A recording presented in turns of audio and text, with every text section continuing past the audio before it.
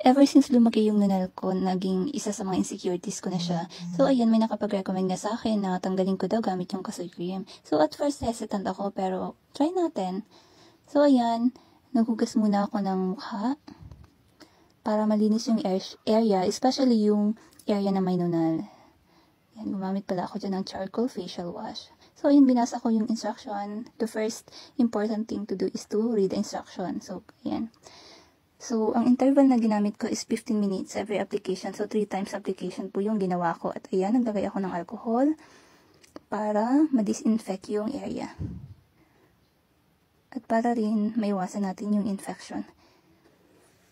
So, ayan. Disinfect. At ayan na nga, binuksan ko na yung Kasoy Cream. Sobrang liit niya po. Huwag kayong mag-expect na malaki. Pero sobrang konti lang po yung nagamit ko dyan. At napaka-effective talaga. So, yan. Ginamitan ko ng toothpick na nakalagay din po sa package yung toothpick na yan.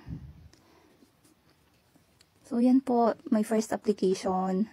Sobrang hapdi po, promise. So, expect burning sensation, mga mare. So, yan po. Sobrang hirap kasi malaki yung mole ko. Tapos, nararamdaman ko pa yung hapde. So, ayan. Tiis ganda.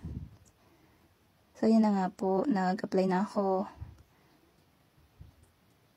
So, 3 times application, every 15 minutes po ako naglagay nung Kasoy Cream. So, ayan na nga, nakikita nyo, nagbablock na siya.